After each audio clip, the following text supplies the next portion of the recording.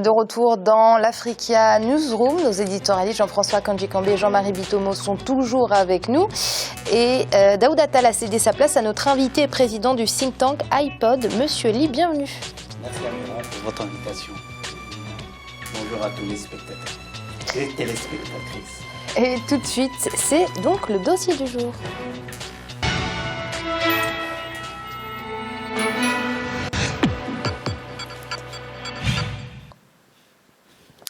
En Afrique, le capital humain n'est pas assez valorisé alors que le continent dispose d'une main-d'œuvre jeune et dynamique. Alors que les investisseurs affluent implantant leurs entreprises et usines sur le continent africain, le taux de chômage ne faiblit pas. Pourquoi? Élément de réponse avec ce reportage de notre correspondante au Togo, Aimé Makofi. Investir en Afrique grâce aux Africains eux-mêmes, le pari est possible grâce à la jeunesse. Seulement, cette dernière est touchée par l'épineuse question du chômage. Le Togo n'échappe pas à la situation qui, selon le gouvernement, s'est améliorée ces dernières années. Mais le constat est toujours là. La plupart des jeunes diplômés ne sont pas directement exploitables sur le marché de l'emploi.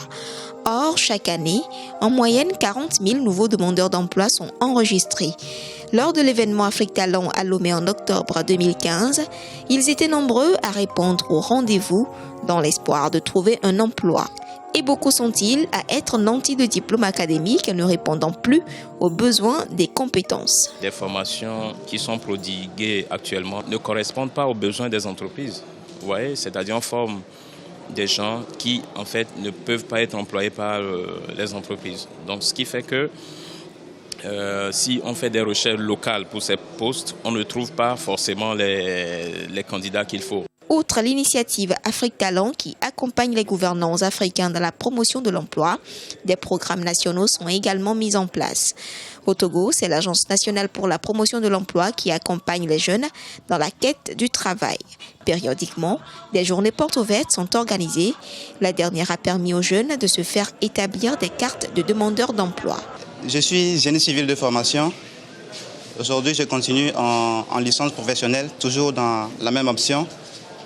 Et je viens de faire ma carte de demandeur d'emploi organisée par ANPE. Et la voici. Voilà. Et je crois que cette carte m'importe beaucoup parce que je vais l'utiliser à des occasions de dépôt pour les dossiers d'offres d'emploi. J'ai fait la gestion, option finance et comptabilité. J'ai une maîtrise. Oui, je suis à la recherche de mon premier emploi. Mais en temps, j'ai fait des petits stages. Mais pour le moment, je cherche un premier emploi. Une initiative parmi tant d'autres de l'ANPEJ. Ses responsables restent conscients des paris à gagner à l'heure où les diplômes académiques ne font plus bon ménage avec les compétences recherchées sur le marché. Il faut donc innover et créer d'autres programmes plus adaptés. Lorsqu'on observe que 10 000 diplômés par an, nous n'en plaçons qu'à peu près 2 à 3 000 par an, on a de sérieux problèmes pour combler le gap. Et puis nous avons un stock important de gens qui s'ajoutent chaque année. C'est important d'imaginer d'autres programmes, notamment ceux qui sont adossés à des secteurs porteurs de croissance, particulièrement dans l'agriculture. Donc nous travaillons à ce que nous ayons des programmes qui permettent d'assurer une meilleure formation de la main-d'œuvre pour les entreprises agricoles qui s'installent et dans l'agro-industrie aussi. Sinon, nous ne pouvons pas régler les problèmes avec les différents investissements directs dans les secteurs très capitalistiques. Une main-d'œuvre qualifiée et accessible, c'est ce que doivent désormais produire les établissements d'enseignement supérieur aussi bien publics qu'en privé. Désormais, trouver de l'emploi rime avec la formation professionnelle et certains secteurs sont aujourd'hui identifiés comme créateurs de richesses. Il y a des filières, on peut les montrer que ces filières sont porteuses. Ce sont des domaines porteurs, mais ça dépend aussi de l'environnement de l'apprenant, de sa capacité et de sa motivation. Mais actuellement, on peut citer au moins 7 filières qui sont porteuses. Il y a les domaines de l'agriculture, il y a les domaines d'éthique, les nouvelles technologies de l'information et de la communication, il y a le secteur des mines, il y a aussi les BTP, le secteur des transports, des logistiques. Il y a les métiers médico-sociaux, métiers de la santé, des prises en charge psychosociale.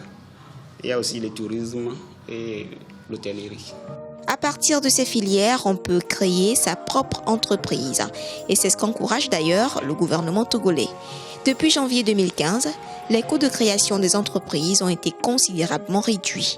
Une personne physique devra verser 25 400 francs CFA contre 34 400 précédemment, et pour une personne morale, cela revient désormais à 29 250 francs CFA. En 2015, plus de 8 289 entreprises ont été créées avec une forte main-d'œuvre nationale qualifiée. Ces réformes dont bénéficient les Togolais résidant au pays ont permis au Togo de gagner 2 places dans le classement Doing Business 2016.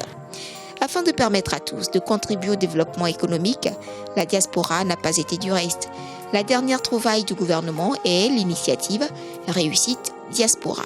Cette initiative qui consiste en une semaine des réussites de la diaspora sera couronnée par une cérémonie que nous appelons une cérémonie de awards, anglais comme vous connaissez, il y aura des nominés et ces nominés se feront décerner donc une distinction. Donc de ces nominés, il y aura des lauréats dans différentes catégories, la science, l'art, art et culture, l'éducation, l'agriculture, l'entrepreneuriat, etc. Donc nous aurons, disons, 6 catégories de lauréats et qui seront connus à la fin de cette semaine de réussite diaspora.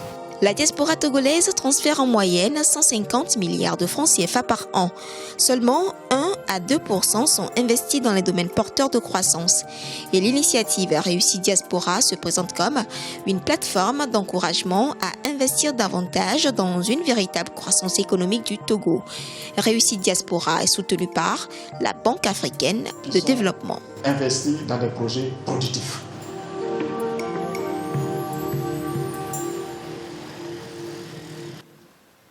Monsieur Lee, l'Afrique est présentée comme le continent de l'avenir, le continent où il faut investir. Les États multiplient les appels en ce sens. Les investisseurs étrangers y répondent et pourtant le taux de chômage ne bouge pas. Comment l'expliquez-vous? Parce que les investissements ne sont pas faits dans des secteurs de l'économie qui portent de la croissance et qu'il faut que à un certain niveau de croissance, qu'on puisse voir le marché du travail suivre et effectivement amener beaucoup de travail pour la jeunesse africaine. Mais comme le dit le reportage, il y a plusieurs problèmes. Il faut d'abord déceler, et il y a des Afriques, pour chaque pays africain, le secteur ou les secteurs dans lesquels qui sont porteurs de croissance pour elles. Il faut rajouter de l'innovation et après, il faut des politiques publiques claires pour l'accompagnement des jeunes vers l'emploi. Cela ne se fera pas qu'à partir du privé. Donc, on en a parlé, il y a les multinationales qui s'installent et qui, des fois, qui ramènent des expatriés en disant qu'il n'y a pas assez de formation des locaux. Ce qui n'est pas tout à fait faux. Il faut aussi qu'on ait une très bonne politique d'éducation, de formation dans nos pays. Et tout ça, c'est ce qu'on appelle mise en cohérence de nos politiques publiques. C'est un vrai travail, c'est un vrai investissement et c'est la seule voie de salut donc, pour les pays africains, pour les États, pour résorber ce haut taux de chômage dans nos pays.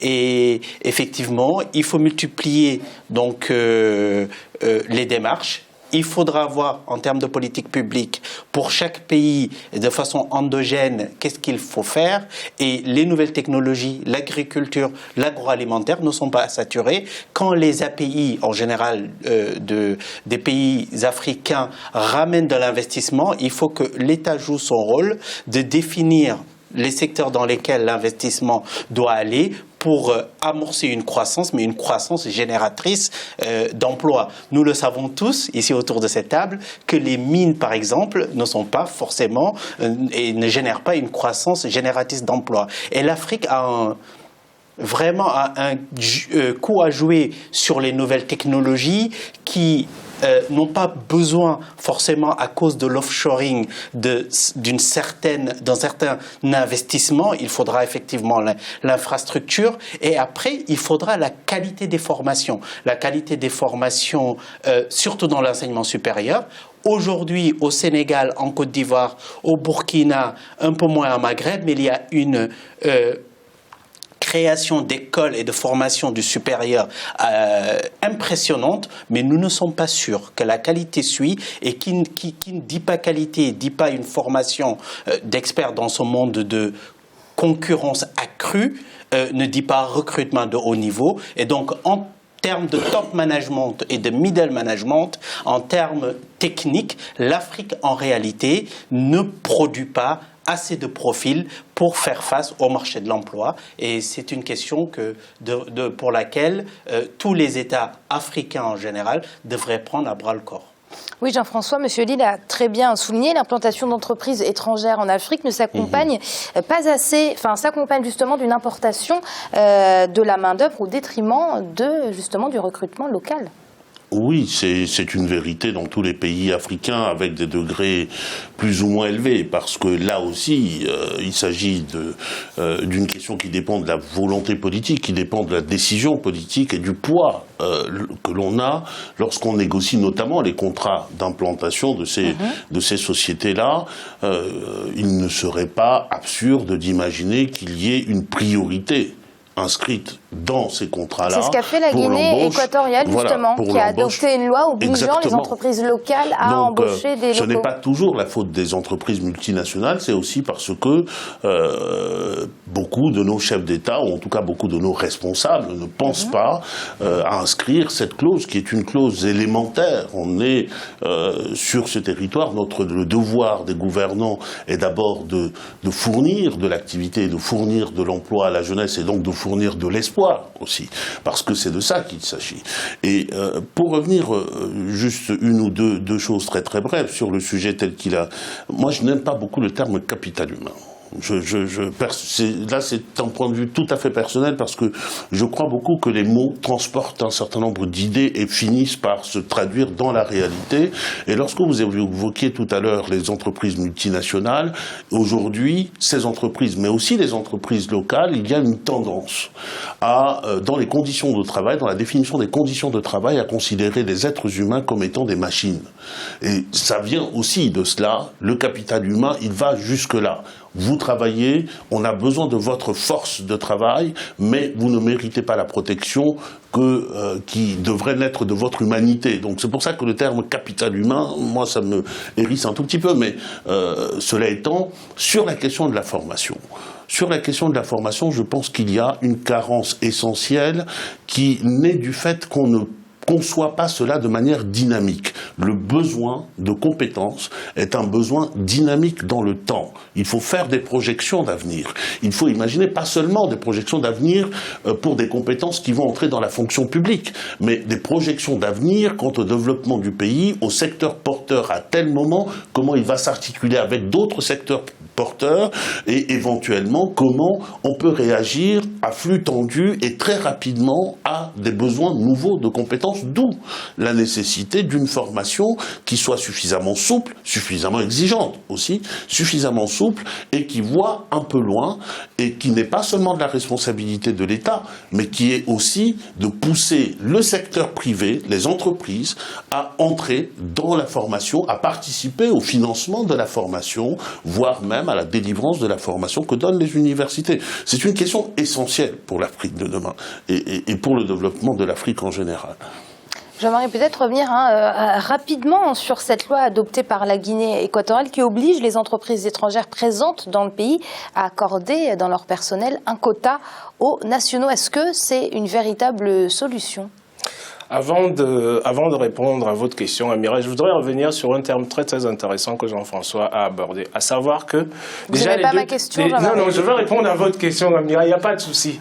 Je suis tout à fait d'accord avec Jean-François d'utiliser le terme capital humain parce que c'est antinomique. Tout simplement pourquoi ? Parce que vous avez deux facteurs de production en économie qui sont le capital et le travail. Donc à partir de là, quand vous rajoutez capital humain, si vous voulez, ça ne tient pas la route. C'est-à-dire les mots portent un sens, comme il vient de le dire dire, Jean-François. Donc, une fois cette précision-là, si vous voulez poser, Amira, évidemment, moi, chez moi, au Cameroun, c'est pas étonnant, si vous voulez. C'est quelque chose qui me sied tout à fait, parce que ça fait depuis chez nous, au Cameroun, même l'ancien président de la République, les firmes multinationales qui s'installent au Cameroun, la majorité du capital est réservée, comment dirais-je, aux nationaux. Et vous avez un taux, du personnel qui doit être réservé, si vous voulez, aux Camerounais. Mais une fois que l'État a posé ça en place, le malheur, c'est quoi? C'est qu'il n'y a pas de contrôle, il n'y a pas d'évaluation, si vous voulez, de l'efficacité de ces politiques-là qui sont mises en place. Sinon, en Afrique, on a tous besoin, si vous voulez, de ces quotas-là qui permettent, si vous voulez, de former notre personnel, même pas par rapport aux études. Il ne faut pas oublier que l'Asie du Sud-Est s'est développée, ce n'est pas parce qu'ils ont créé des écoles d'ingénieurs et tout ce qui s'ensuit. L'Asie du Sud-Est s'est développée sur une théorie économique simple qui est la théorie de l'apprentissage et des faits d'expérience, tout simplement. Donc, que nous exigeons que, dès l'instant, même s'il y a des expatriés qui arrivent dans nos économies, mais qui forment très très très bien, si vous voulez, notre jeunesse. Tout simplement pourquoi l'école, c'est une chose, parce que bon, Mohamed parlait tout à l'heure, de la dynamique des nouvelles écoles qui s'installent en Afrique. Ces écoles-là, la plupart du temps, moi je suis contre ça tout simplement. Pourquoi? Parce qu'on vient nous installer des écoles de commerce, c'est-à-dire pour faire de la gestion. On veut lancer l'Afrique dans l'industrialisation. L'industrialisation demande des métiers, c'est-à-dire nous devons d'abord assurer les formations qui nous permettent de monter des secteurs dans lesquels nous sommes forts et non regardez, c'est-à-dire parce que le problème, c'est pas que la jeunesse n'est pas assez diplômée, c'est qu'elle n'est pas assez qualifiée. Exactement, c'est qu'elle n'est pas assez qualifiés. Donc, à partir de là, c'est-à-dire œuvrons, c'est-à-dire sur nos points forts, qui constituent pour nous des avantages comparatifs naturels que nous allons transformer en avantages compétitifs sur la scène internationale. Donc, commençons par nos secteurs les plus forts à former la main-d'œuvre qui est compatible avec notre jeunesse et pas par rapport aux firmes multinationales. Et c'est l'heure de marquer une nouvelle pause. On se retrouve très vite pour la suite de l'Africaine. Nous en met tout de suite.